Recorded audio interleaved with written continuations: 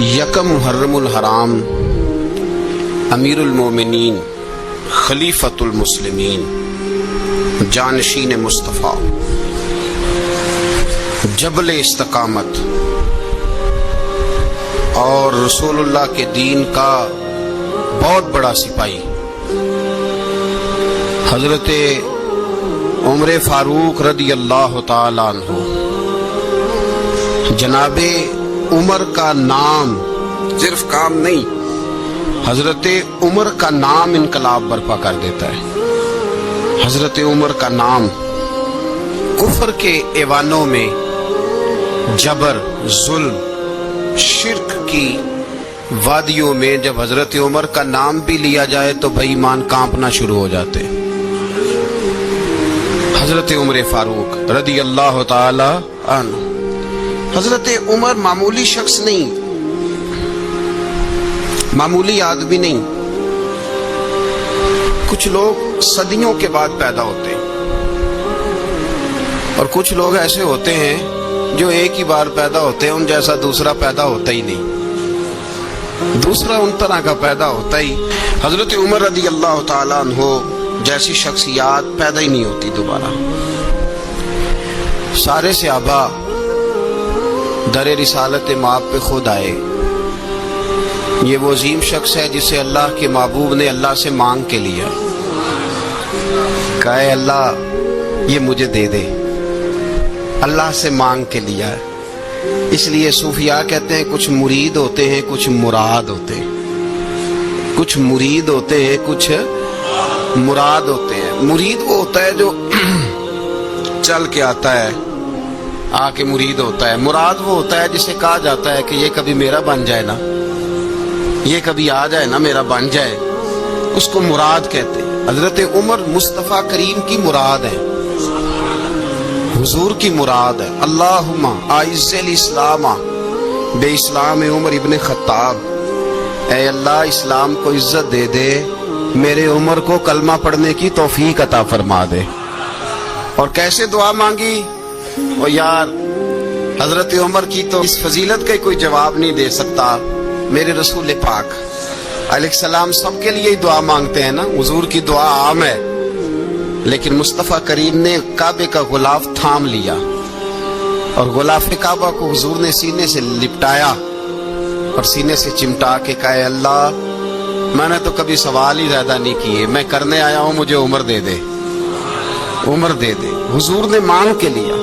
اور پھر جب جس کو حضور مانگے اللہ سے، کہ حضرت عمر رضی اللہ تعالیٰ عنہ کا آج یوم شہادت ہے، میرا تو دل کرتا تھا کہ فجر سے باتیں شروع ہوں اور سارا دن ہی عمر کی باتیں ہوتی رہیں، سارا دن جناب عمر کی باتیں، سارا دن، اس لیے کہ ذکر جناب عمر کا ہوگا پر راضی اللہ کے رسول ہوں گے صلی اللہ، تو جاگ کے بیٹھے، خوش ہو کے بیٹھے۔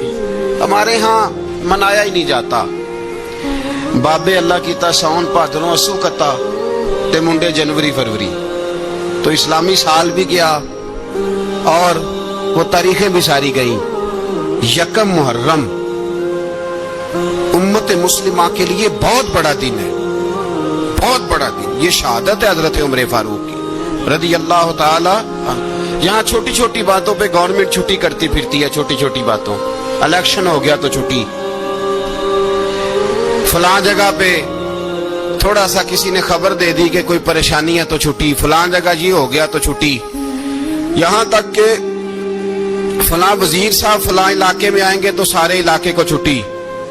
اور اب تو اس سے بڑا حال ہونے لگا ہے، اگر جن لوگوں کی سندھ میں حکومت ہے ان کے لیڈر کا دن آیا تو اس دن چھٹی، اور جن کی پنجاب میں حکومت ہے ان کا دن آیا تو چھٹی۔ ہمارا مطالبہ ہے حکومت پاکستان سے، اگر سر اٹھا کے جینا چاہتے ہو تو یکم محرم کو چھٹی کیا کرو، اگر سر اٹھا کے جینا چاہتے ہو تو یکم محرم کو چھٹی کرو جناب عمر کے دن، اور ملت کے جوانوں کو بتاؤ کہ اگر عزت کی زندگی جینا چاہتے ہو تو اس طرح جیو جس طرح فاروق اعظم جی کے گئے۔ عزت اور وقار کی زندگی، جمہوریت حضرت عمر سے سیکھنی پڑے گی، حکومت کرنے کے طریقے حضرت عمر سے، رعایا کو سیکھنا پڑے گا کہ امیر کس طرح بنایا جاتا ہے اور امیر کس طرح کے ہوتے ہیں۔ یہاں لوگ ہمیں یورپ کی مثالیں دیتے ہیں लोग यहाँ हमें आकर के अमेरिका की मिसाल, उन्हें क्या पता हुकूमत क्या होती है। वो कहते हैं जी वो साइकिल पे जाता है उनका हुक्मरान। मैंने कहा वो साइकिल पे जाता है? मेरे उमर फारूक मदीने से मक्के गए थे तो पैदल ही हज करने चले गए, पैदल ही। और जनाब उमर फारूक रदी अल्लाह ताला अन्हु ईद की नमाज पढ़ाने गए। ईद की नमाज उमर खुतबा ईद देने गए। और इस जमाने में कौन सा गरीब है जो नंगे पांव जाता हो? कौन सा गरीब है जो मस्जिद नंगे पांव जाता हो? लोगों ने तो 3 किस्म की चप्पलें रखी हुई हैं। एक मस्जिद जाने की अलहदा है, घर पहनने की अलहदा है, शादी ब्याह पे जाने की चप्पल अलहदा है। हजरत उमर फारूक रदी अल्लाह ताला अन्हु निकले ईद का खुतबा देने के लिए, तो बीवी से कहने लगे जूता। उसने कहा साहब इतनी दफा टूटा है अब गांठा नहीं जा सकता, इतनी दफा टूटा है कि अब दोबारा पेमंद नहीं लग सकते। तो हजरत उमर कहने लगे चल कोई अर्ज नहीं है, बगैर जूते के नंगे पैर ही चलते हैं, कोई अर्ज नहीं। तो कहने लगे लोग क्या कहेंगे? फरमाया चुप कर। लोग जिस दिन उमर ने ये देख लिया ना लोग उसके बारे में क्या कहते हैं, उस दिन उमर नहीं रहेगा। तो कहा फिर आपका नजरिया क्या है? फरमाया मेरा नजरिया ये है कि रब रसूल मेरे बारे में क्या कहते हैं। लोगों का क्या है? लोग कल किसी के बारे में कुछ कहते हैं और परसों कुछ कहते हैं। मेरा नजरिया ये है कि रब रसूल मेरे बारे में नंगे पैर उमर जा रहे हैं। कौन जी? मैं बड़ा माड़ा। अच्छा जनाब क्या क्या गुर्बत है? 10 किस्म के जोड़े लटके हुए हैं कमरे में और पहनने की फुर्सत नहीं। सवेरे क्या पहनना है, शाम क्या पहनना है, 15-15 सूट इकट्ठे इस्त्री होके लॉन्ड्री वाला भेज रहा है। और तू गरीब है, तू बहुत बड़ा गरीब है। इसलिए कि गुर्बत पैसों की वजह से नहीं होती, गुर्बत तो दिल की होती है। तू वाकई बड़ा गरीब है और तू गरीब ही रहेगा। अमीर तो उमर फारूक थे जो नंगे पांव चले गए ईद की नमाज पढ़ाने। तो रास्ते में जो मिला कहने लगा उमर जूता तो पहन लो। फरमाया तुम्हें उमर का जूता न पहनने का नुक्स तो नजर आया है, कोई अर्ज नहीं। अगर उमर को कभी बताना हुआ तो वो वाला नुक्स बताना जो उमर की सीरत में पैदा हो, किरदार में पैदा हो, वो वाला नुक्स बताना। ये छोड़ो जूते आते जाते रहते, नंगे पांव गए, पांव धोए, नमाज पढ़ाई, लौट आए। ओ भाई यहाँ तो हमारा बनाव श्रृंगार उतरना, जितनी तवज्जो कपड़ों की तरफ है इतनी तवज्जो कभी हमारी इल्म की तरफ होती ना, जितना ज़ौक शौक हमारा बनाव श्रृंगार की जानिब है, इतना बनाव श्रृंगार कभी हमारा इखलाकियात की जानिब होता तो मामलात बड़ी हद तक संवरे हुए होते। हजरत सैयदना फारूक आज़म रज़ी अल्लाह तआला अपनी जिंदगी को तरतीब दिया। एक दिन भी खिलाफत नहीं मांगी अल्लाह से। हजरत औफ बिन मालिक अशजई एक सहाबी हैं। हजरत औफ बिन मालिक रज़ी अल्लाह तआला अन्हु फरमाते हैं कि जनाब अबू बकर सिद्दीक का जमाना था तो मैंने ख्वाब देखा। मैंने ख्वाब में जनाब उमर को देखा और मैंने देखा कि कोई कहने वाला कह रहा है कि उमर वो है कि अल्लाह के रास्ते में कोई इसे जितना मर्जी बुरा भला कहे ये परवाह नहीं करता। किसके रास्ते में? बोले सारे। इसका मतलब है अल्लाह के रास्ते में लोग बुरा भला भी। कुरान मजीद ने कहा वला यखाफून लौमत लाइम, कुछ लोग ऐसे हैं जो बुरा भला कहने वालों की परवाह नहीं करते। आप यकीन करें अगर परवाह शुरू हो जाए ना तो दीन का काम खत्म हो जाए। ना कोई तकरीर करे, ना कोई तदरीस करे, ना कोई पीरी मुरीदी करे, खत्म हो जाए अगर बातों की परवाह हो। लेकिन वो परवाह, हजरत औफ बिन मालिक अशजी कहते हैं मैंने ख्वाब में देखा कि उमर वो है जो किसी की परवाह, और दूसरी बात मैंने ये देखी कि उमर खलीफा बनेगा, और तीसरी बात मैंने ख्वाब में ये देखी कि उमर शहीद भी किया जाएगा, उमर शहीद भी होगा। ये मैंने 3 बातें ख्वाब में देखी। फरमाते हैं मैंने आके ख्वाब हजरत अबू बकर सिद्दीक को सुनाई, वो खलीफा थे। वो कहने लगे ठहर जा, मैं उमर को बुलाता हूँ, उसके सामने दोबारा सुनाना। उसके सामने फरमाते मैंने बुलाया हजरत उमर फारूक को, आके बैठे।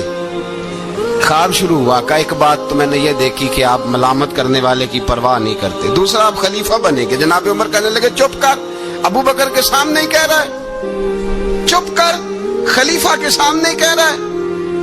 तो अबू बकर सिद्दीक कहने लगे उमर इसे कहने दो, मुझे लगता है रब की रजा यही है कि मेरे बाद अगर मुस्तफा का मिंबर मिले तो उमर को मिले, इसे कहने दो।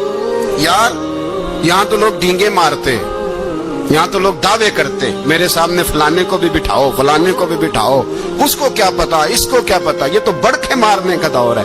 حضرت عمر رضی اللہ تعالیٰ عنہ کو تیسری بات کہی، حضرت عوف بن مالک نے کہا آپ شہید کیے جائیں گے، میں نے خواب دیکھی ہے۔ نیک لوگوں کے خواب بڑی حد تک سچے ہوتے ہیں، کہا میں نے خواب دیکھی ہے۔ تو حضرت عمر کہنے لگے شہید تو دلیر لوگ ہوتے ہیں، شہید تو دلیر، جسے سارا زمانہ دلیر کہہ رہا ہے وہ اپنے بارے میں کیا کہہ رہے ہیں، کہتے ہیں شہید تو دلیر، میں تو کاہل سا آدمی ہوں، سست آدمی ہوں، میں تو اتنا کام ہی نہیں کرتا، تو یہ خواب تو نے جو ٹھیک ہے دیکھا ہے نا پھر سے دیکھنا۔ تو ابو بکر صدیق فرمانے لگے عاجزی نہ کر، انکساری نہ کر، تو جو کہہ رہا ہے ٹھیک کہہ رہا ہے، لیکن مجھے سن کے شکر بھی ہوا ہے اور افسوس بھی ہوا ہے۔ افسوس اس بات کا کہ تیرے جیسا بطل عظیم چلا جائے گا، اور شکر اس بات کا کہ رب تجھے زندگی بھی اعزاز والی دے گا، اور شہادت کی موت دے کے اللہ تجھے موت بھی عزت والی عطا فرمائے گا۔ اللہ موت بھی تجھے عزت والی دے گا، تجھے کاہلوں جیسی موت اللہ۔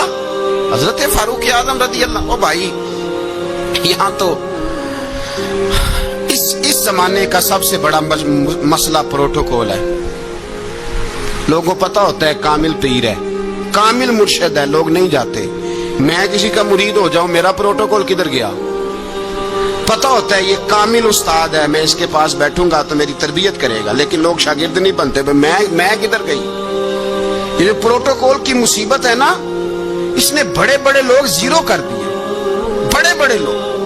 اور یہ مت سمجھے کہ آپ کا وزیر اعظم پروٹوکول لیتا ہے یا آپ کا صدر پروٹوکول، وزراء، ایسی کوئی بات نہیں۔ ہم چھوٹے طبقے سے لے کر بڑے سارے پروٹوکول کے قائل ہیں۔ ہمارا تو داماد بھی کہتا ہے کہ مجھے پوچھا نہیں میں تمہارے گھر کیوں آؤں۔ ہمارا تو بھائی ہر شخص اعلان کرتا ہے پروٹوکول کا، فلانے نے عزت نہیں دی تو واپس آ جاؤ، فلانے نے سلوٹ نہیں کیا تو واپس آ جاؤ۔ لوگ جہاں سلوٹ کرنا چاہیے وہاں بھی سلوٹ کرانے کے قائل ہیں۔ پر حضرت عمر رضی اللہ تعالی، حضرت عمر کی سادگی اور پھر جناب عمر کی عاجزی، جب انسان اپنے اوپر سوار کر لیتا ہے نا، سوار کر لیتا ہے، میں بدکار پرانا خادم، کسے در ملی نٹ ہوئی، تے واصف یار نے نظر جو کی تھی تے واصف ہی۔ میں اکثر سوچتا ہوں حضور نے جہاں بھی کہا نا، فرمایا میرے بعد نبی ہوتے تو خطاب کے بیٹے عمر ہوتے۔ حضور نے فرمایا عمر جس رستے سے جاتا ہے شیطان وہ رستہ بدل جاتا ہے۔ نبی پاک صلی اللہ علیہ وسلم نے فرمایا میرا عمر وہ ہے کہ اس کی زبان پر حق جاری ہے۔ حضور علیہ الصلوۃ والسلام نے فرمایا 950 سال حضرت جبریل میرے عمر کی شان بیان کریں تو ان کی عظمت ختم نہیں ہوتی۔ 950 سال جبریل عظمت بیان کرے تو ختم نہیں ہوتی۔ یہ بات ہے حضرت عمر کی، اور فرمایا عمر ابو بکر کی نیکیوں میں سے ایک نیکی ہے، یہ شان ہے اب عمر فاروق رضی اللہ تعالیٰ عنہ کی۔ حضور نے فرمایا میرے بعد نبی ہوتے تو عمر ہوتے، جس گلی سے عمر آئے شیطان رستہ بدل جائے۔ میرے عمر فاروق کی شان 950 سال بیان ہو تو ختم نہ ہو۔ عمر کی زبان پر اللہ حق بیان کرتا ہے، جو عمر کہتا ہے وہی رب کر دیتا ہے۔ حضور ساری زندگی فضیلتیں بیان کرتے رہے، عمر جواب میں کیا کہتے ہیں؟ کوئی بتائے نا کہ یہ والی حدیثیں کبھی عمر نے بھی روایت کی ہو کہ حضور نے میرے بارے میں یہ کہا ہے۔ یہ روایتیں وہ روایت نہیں کرتے، ان سے جب لوگ کہتے عمر تیری بڑی بات ہے تو عمر رو پڑتے، کہتے میں تو اونٹ چرانے والے باپ کا بیٹا ہوں، میں تو اونٹ چرانے والے باپ کا بیٹا، اونٹ چرا۔ اس سے آگے عمر گئے ہی نہیں ساری زندگی، اس سے آگے لفظ ہی نہیں ادا کی۔ اور میں تو بھائی اونٹ چرانے والا، میرا باپ تو اونٹ چرایا کرتا تھا، 10 اونٹ تھے، میری ڈیوٹی ہوتی تھی، سنبھالے نہیں جاتے تھے، ابا ڈنڈوں سے مارتا تھا۔ ساری زندگی عمر حج کرنے گئے، ایک خشک تنا کھجور کا عمر فاروق رضی اللہ تعالیٰ عنہ نے اس کو اپنے کلاوے میں لیا، رونے لگے۔ لوگوں نے کہا عمر کیا ہوا؟ فرمانے لگے یہاں میں اونٹ چرایا کرتا تھا، یہاں میں اونٹ چراتا تھا، 10 اونٹ سنبھالے نہیں جاتے تھے۔ دیکھو رسول اللہ کی شان، آج ساری امت چلانے کا طریقہ عطا فرما دیا ہے۔ ساری نظریے سے پیار۔ یار پیسہ کس کو برا لگتا ہے؟ آپ جس آدمی کی 50 کروڑ کی پراپرٹی ہے اس کو پوچھیں سب سے غریب، آپ کو وہی نظر آئے گا۔ کہے گا میں ٹائٹ ہوں. حالات بڑے میں کئی باری پوچھے انہوں نے، میں کہ ترجمہ بھی دس چھڑو کی ہمیں تو سمجھ نہیں آتی. اور ٹائٹ حالات کون سے ہوتے ہیں جی؟ جس آدمی کا کروڑوں میں کاروبار ہے نا، اس کو آپ چھیڑے وہ رونے لگ جائے گا، رونے. تو کئی میں نے ایسے دیکھے ہیں کرائے کا مکان ہے، ان سے پوچھے صاحب کیا حال ہے، تو کہتے ہیں جتنی اللہ نے شان والی زندگی ہمیں عطا کی ہے کسی کو نہیں دی ہوئی. اس کا مطلب ہے خوشی بھی یہی ہے اور غم بھی یہی. اندر سے خوشی ہے، اندر سے ہی. تو نے اگر راضی رہنا ہے تو ادھر سے رہنا ہے، ناراض رہنا ہے تو بس اپنے آپ کو خوش رکھے گا تو ہو جائے گا. سارے صحابہ مل کے آئے، کہنے لگے عمر فاروق سے کہنا ہے نبی پاک کے زمانے میں تو ظاہراً غربت تھی، ابو بکر کے دور میں بھی غربت تھی، اب تو بڑا مال ہے. عمر سے سفارش کرو کہ عمر نیا کرتا پہنا کرے. ملکوں کے سفیر آتے، عمر وہی پھٹی پرانی چادر اوڑھ کے اور وہی کئی جگہ پہ پیبند لگے سوٹ پہن کے سفیروں کے سامنے بیٹھ جاتا ہے. عمر کو مشورہ دو، طے ہو گئی بات. سب نے جب مشورہ دے لیا تو سارے کہنے لگے یہ بتاؤ شیر کی مونچھ کو ہاتھ کون لگائے گا؟ کہنا کس نے ہے، بندہ بھی تو ڈھونڈو نا. نے کہا جناب میرا یہ خیال ہے کہ مولا علی شیر خدا کہیں گے، کیونکہ جس شخص کی عمر کو سب سے زیادہ حیا کرتے دیکھا وہ شیر خدا مولا علی ہے رضی اللہ تعالی. علی کہیں گے اس لیے کہ جناب علی تو کئی دفعہ جب گفتگو کرتے تھے تو حضرت عمر چپ کر جاتے تھے اور فرماتے تھے علی نہ ہوتا تو میں ہلاک ہو جاتا. تو کہا علی سے کہو. جناب علی شیر خدا کو بلایا، کس کام کے لیے جی؟ اللہ اکبر. یہ ذرا آپ نے اس دور پہ اس بات کو ذرا لاکا جناب ان سے کہیں کہ زیادہ نہیں، ایک کرتا نیا پہن لے. سفیر آتے ہیں، وزیر آتے ہیں تو ایک کرتا نیا پہن لے. حضرت علی کو بلایا، آپ فرمانے لگے کوئی اور بات ہوتی تو میں کہہ دیتا، یہ والی میں نہیں کہہ سکتا. کوئی اور ہوتی تو میں عمر کو کئی دفعہ کہہ دیتا ہوں، جلال میں بھی تو سن، یہ والی میں نہیں کہہ سکتا. میں تمہیں ایک مشورہ دیتا ہوں. کہ وہ کیا؟ کہنے لگے سیدہ عائشہ صدیقہ سے کہو، وہ مومنوں کی ماں ہے، عمر ٹالے گا نہیں. اماں جی سے جا کے کہا اماں جی نیا کرتا عمر سے کہیں پہن لیں. وزیر آتے ہیں، بڑے بڑے لوگ، تو چلو کوئی عرض نہیں. اماں جی نے کہا اچھا کوئی بات نہیں میں بلا لیتی ہوں. جناب عائشہ نے پیغام بھیجا. جب خادم نے کہا نا مصطفیٰ کے گھر سے پیغام آیا ہے، تو 20 لوگ بیٹھے تھے. عمر کانپتے ہوئے اٹھے، کانپتے دوڑے. حضرت عائشہ پردے میں تھی تو فرماتی ہیں عمر التحیات کی حالت میں بیٹھ گئے. کہا اماں جی دیر تو نہیں ہو گئی مجھے آنے میں؟ کہا نہیں ٹائم پہ آ گئے ہو. کس لیے بلایا تھا؟ کہا عمر دیکھو غربت کے معاملات اور ہوتے ہیں، جب اللہ آسانی دے تو کوئی چیز استعمال کرنا حرام نہیں ہوتی، اگر حرام ہے تو بتاؤ. کہا نہیں اماں جی حلال ہی ہے. تو فرمایا پھر اتنے سفیر آتے ہیں، مشیر آتے ہیں، اب تو مال غنیمت بڑا آتا ہے، ڈھیر لگ جاتے ہیں مسجد میں، تو چل ایک نیا کرتا تم بھی پہن لیا کرو. اور آپ نیا کرتا پہنو گے تو دھاک بیٹھے گی غیروں پر. تو صحابہ کا مشورہ ہے کہ آپ نیا لباس پہنے. اماں جی کہتی ہے میں نے حکم دیا تو عمر چپ کر گئے، گردن جھک گئی. تھوڑی دیر کے بعد سیدنا عمر فاروق نے سر اٹھایا تو داڑھی پہ آنسو گر رہے تھے، رو پڑے. کہنے لگے پاک محبوب کی پاک بیوی جیسے حکم کرتی ہو میں حاضر ہوں، پر مجھے وہ والا لباس پہنانا جو میرے مصطفیٰ نے پسند فرمایا ہے. اگر یہ رنگ رسول پاک کا ہے تو میں حاضر ہوں، اور اگر نبی پاک کا نہیں تو پھر جیسے آپ حکم کریں. جناب عائشہ کہتے ہیں عمر روئے تو میں زیادہ روئی، میرا پلو بھیگ گیا آنسوؤں سے. میں نے کہا عمر آپ جائیے. عمر یوں نکلے تو جو صحابہ کھڑے تھے وہ کونے میں تھے، سارے آ گئے. کہا اماں جی کیا بناؤ؟ فرمایا بھائی تم سب جو باتیں کہتے ہو وہ اپنی جگہ ٹھیک ہیں، پر عمر جو بات کرتا ہے وہ سب سے زیادہ ٹھیک ہے. عمر جس پہلو پر بات کرتا ہے وہ یار ایسی عاجزی، ایسا رنگ، ایسا انداز، ایسا طرز حیات، ایسی زندگی. اولاد کے معاملے میں لوگ بزدل ہو جاتے ہیں، بزدل.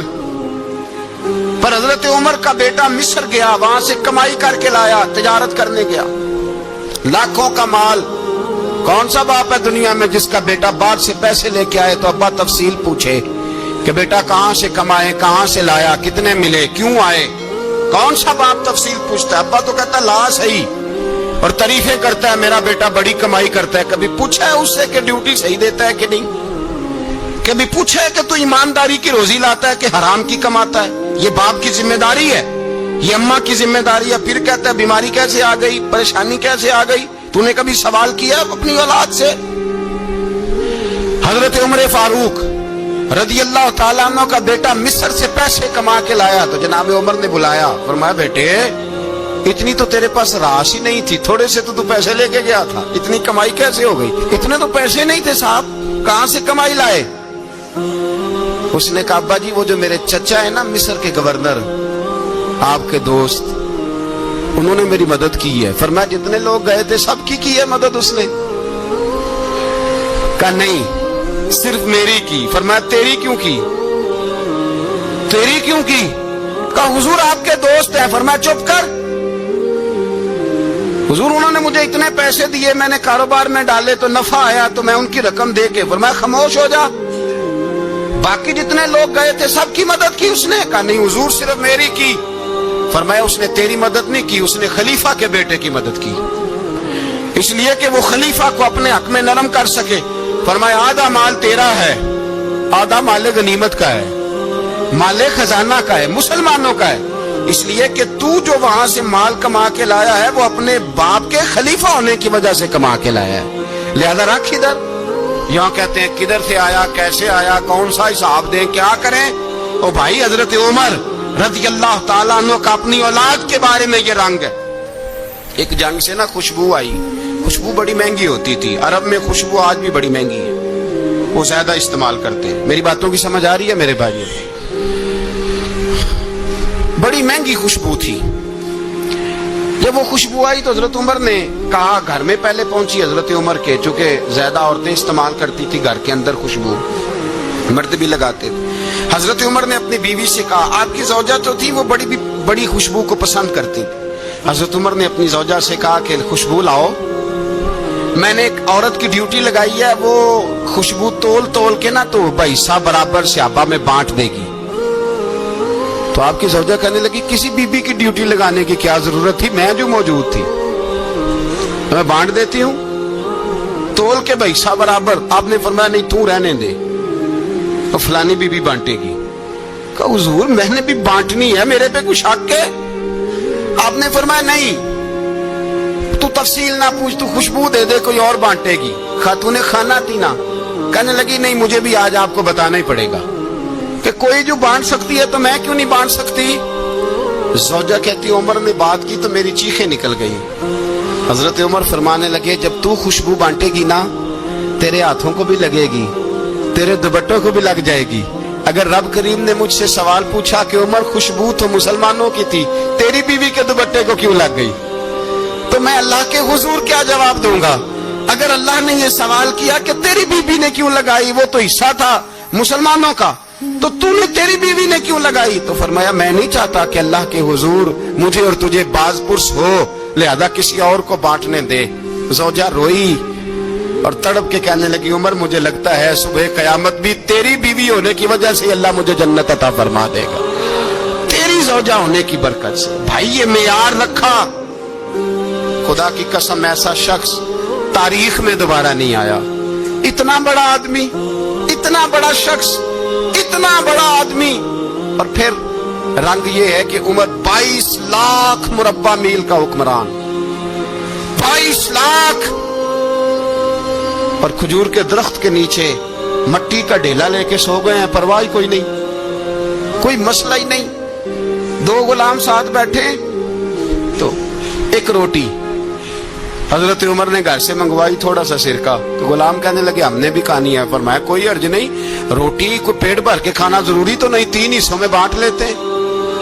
एक आदमी आया हुआ था मिस्र का रहने वाला मिलने के लिए, उसने पूछा उमर किधर है, तो कहा वो उधर जाओ मस्जिद में बैठे होंगे, और वापस आया तो कहने लगा वहां तो 3 गुलाम बैठे हैं, एक रोटी बांट बांट के खा रहे हैं, लगता है कई दिनों से रोटी नहीं मिली।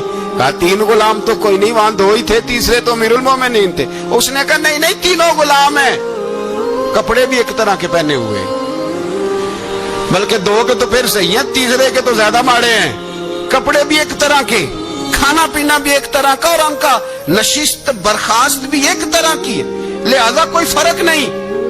حضرت ابو ہریرہ کہتے ہیں میں لے کے آیا اور جناب عمر کو جب میں نے کچی زمین میں تامت سمیٹ بیٹھے دیکھا تو میں رو پڑا۔ میں نے اس مصر سے آنے والے کو کہا تو اس کے جلوے دیکھ، اگر اس کی ذات میں اتنا حسن ہے تو محمد عربی کا مقام کیا ہوگا۔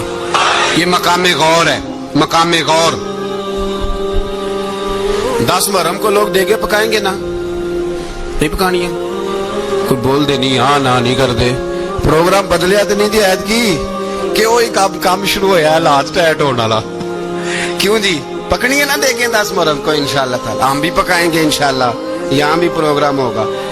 تو 10 محرم کو جو دیگ پکنی ہے تو ایسا نہیں ہو سکتا کہ 1 محرم کو حضرت عمر کے نام کی بھی کوئی پک جائے۔ اگر امام حسن حسین کے نام کی دیگیں پکے تو جو امام حسن حسین کے سے پیار کرنے والے ہیں، جو امام حسن حسین سے ہم لوگوں نے بھی عجیب رٹا اپنایا ہے نا، ہم لوگ بات کا ایک پہلو دیکھتے ہیں دوسرا نہیں دیکھتے۔ حضرت امام حسن اور حسین کو بھی نبی پاک نے شہید کہا اور جناب عمر کو بھی رسول اللہ نے خود شہید فرمایا، فرمایا شہید ہے، خود فرمایا اپنی زبان سے کہ یہ شہید ہے، خود میرا عمر شہید ہے۔ تو ان کے نام کی دیگ نہیں پکنی چاہیے، اس طرف نہیں ہماری توجہ ہونی چاہیے۔ اور اہل بیت نبو، یہ بات میں پہلے بھی کرتا ہوں آج پھر کرنا ضروری سمجھتا ہوں، اہل بیت کا پیار چھوڑ لو کان کھول کے، اہل بیت کا پیار اگر ہمیں کسی نے سکھایا ہے تو سیدنا عمر فاروق نے سکھایا ہے۔ اہل بیت نبوت کی محبت اگر کسی نے سکھائی ہے تو کس نے سکھائی ہے؟ بول کے بتائیے، حضرت عمر نے۔ اہل بیت کا پیار ہمیں حضرت عمر نے بول کر کے سکھایا ہے، بھائی یاد رکھیں۔ کسی کی طاقت نہیں تھی دم مارنے کی حضرت عمر کے سامنے، طاقت ہی نہیں تھی، کیسر و کسرا کانپ جاتے تھے، جرأت ہی نہیں کرتے تھے حضرت۔ اور ہمارے تو تعلقات بڑے ہیں نا غیروں سے۔ حضرت ابو موسیٰ اشعری رضی اللہ تعالیٰ عنہ فرماتے ہیں میرا منشی سائی تھا،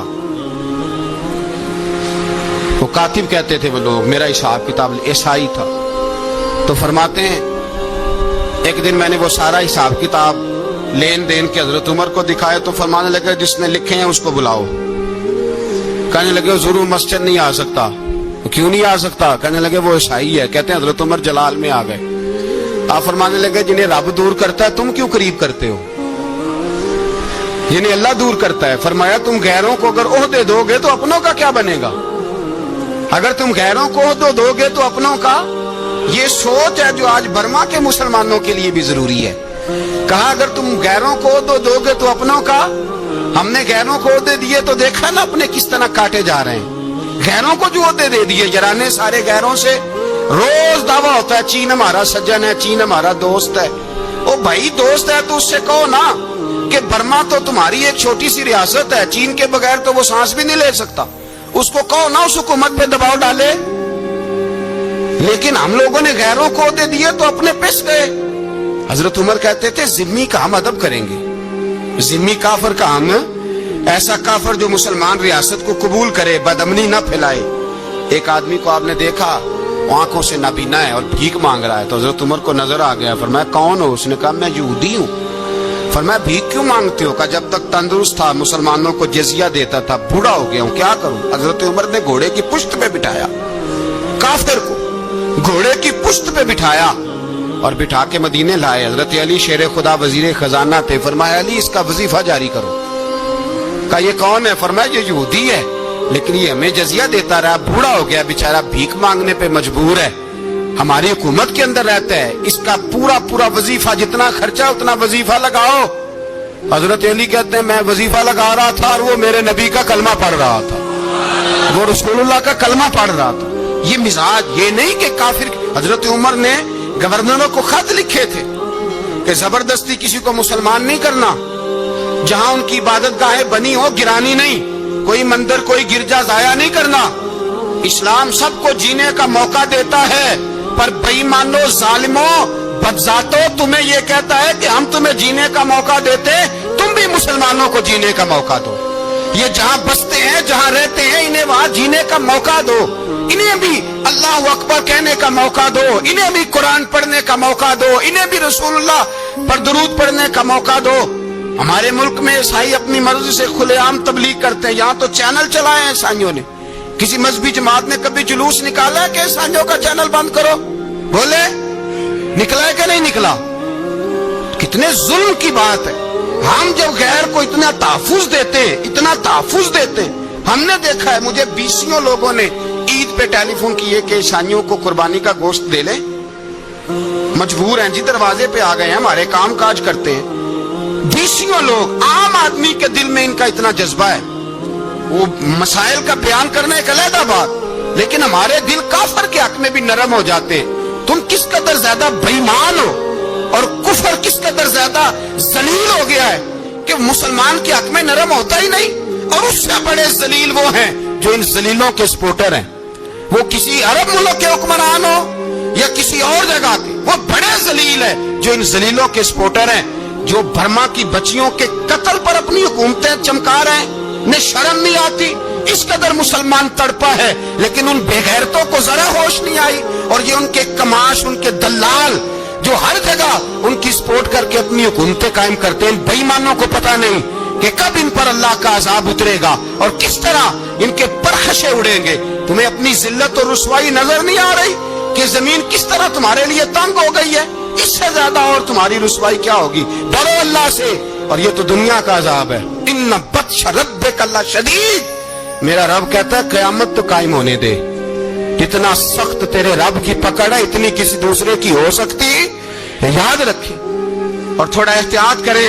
ہم سب لوگ بھی، جو ہم لوگ آدھی زبان بول کے بھی ان کی سپورٹ کرتے، اب شرم آنی چاہیے ہمیں ان حکومتوں کی سپورٹ کرتے جو مسلمانوں کی لاشوں کے اوپر حکومتیں قائم کرتے ہیں. شرم آنی چاہیے. بہرحال بات دور نکل جائے گی اور میں اپنے مضمون پہ رہتا ہوں. اہل بیت کا پیار اگر سکھایا ہے تو جناب عمر نے سکھایا ہے رضی اللہ تعالی عنہ.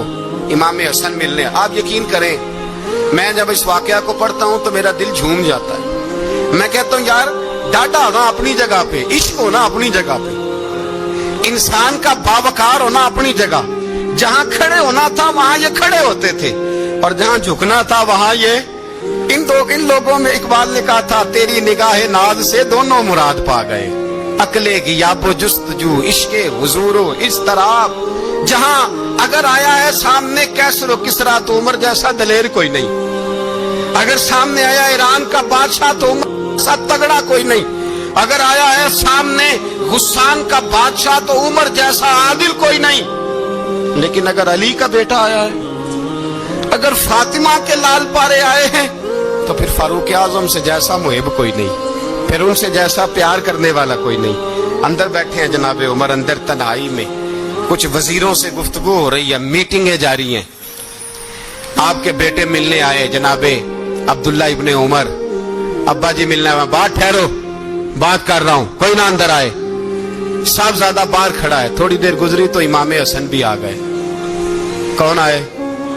آپ کو جو ملے گا امام صاحب کا نام لینے سے، وہ سردار ہیں جنتیوں. کون آئے؟ سارے بولیے.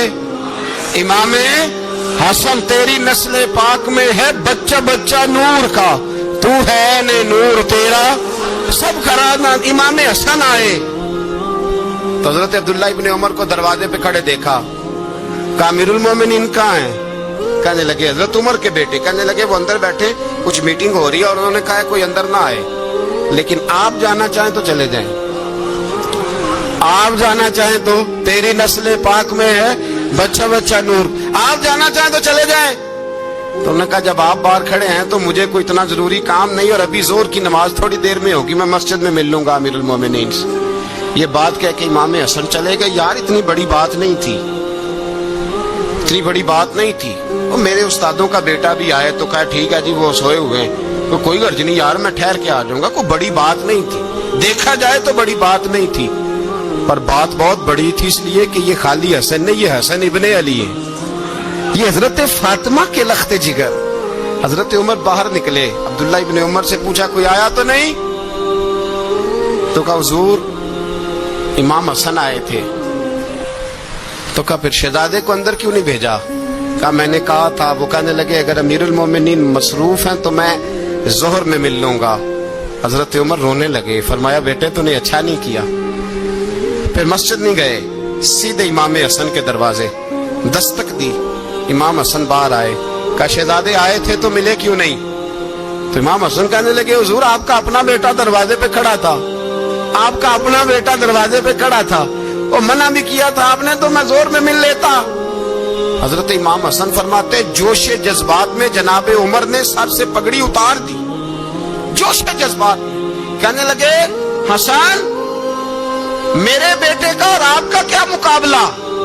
क्या उसकी माँ का नाम फातिमा ज़हरा है? क्या उसकी नानी का नाम खदीजतुल कुबरा है? क्या उसके नाने का नाम मोहम्मद मुस्तफा है? आपका और उसका क्या मुकाबला? फिर रो पड़े और कहने लगे बेटे मैं मक्के के सहराओं में ऊंट चराया करता था, ये जो मेरे सर पर इज्जत के बाल हैं ये तेरे नाने के उगाए हुए। मैं मक्के के खबरदार शहजादे खबरदार। ओ भाई अहले बैत नबुव्वत के अदब का रंग अगर सिखाया है तो सैयदना उमर ने सिखाया है। हजरत उमर फारूक अथॉरिटी है, इस्लाम की अथॉरिटी। यकम मुहर्रम हजरत उमर की शहादत है। यहूदी बोल उठा, काफिर बोल उठा। अगर 6 महीने उमर दुनिया में और रहते तो दुनिया में कोई काफिर मौजूद न होता। 6 महीने। और जब इस बतले जलील का जनाजा उठा, अल्लाह बुखारी पढ़िए ना, अल्लाह मरजुकना शहादतन फी सबीलिक, अल्लाह बिस्तरे की मौत ना देना, शहादत की देना। उमर शहीद हुए, मस्जिद नबी में नमाज पढ़ाते। और जब जनाजा उठा तो मदीने का फिर पीछे जो दलेर बचे वो मौला अली थे। मौला अली जनाब उमर का जनाजा उठा तो सबसे पहली हाय जो निकली वो हजरत अली की जुबान से निकली। और हजरत अली की सारी दाढ़ी आंसुओं से भर गई। लोगों ने कहा कि अली क्या हुआ? फरमाने लगे तुम देख नहीं रहे जनाजा किसका उठा है, पलट के देखो तो सही। पता नहीं है कौन गया है। हुजूर क्या हुआ? आप फरमाने लगे उमर इस तरह के काम करके गया है, अब इनके रस्तों पे कौन चलेगा? कौन इसके जिगर राहे वफा में मैं नक्श ऐसे छोड़ आया हूँ, मैं जिस मंजिल से गुजरा हूँ वो अब तक याद करती है। हजरत अली हजरत उमर के जनाजे पे खड़े होकर कहते हैं अल्लाह मुझे उस तरह के अमल करने की तौफीक दे जिस तरह के उमर करके गया। मेरे भाई बतले अजीज बतले हुर्रियत हजरत उमर रदी अल्लाह ताला अन्हो जो अपनी जिंदगी इनकलाब वाली गुजार के गए। उमर जब दुनिया से गए तो 80 दिनार का कर्जा था। 22 लाख मुरब्बा मील का हुक्मरान। और अपने बेटे से कहने लगे बेटे कोशिश करना तेरे खानदान वाले मिलके मेरा कर्जा उतार दे, मेरी कब्र पे बोझ ना रहे। और अगर खानदान वाले मदद न करें तो मेरे दोस्तों से बात करना, वो मदद न करें तो फिर अली से बात करना।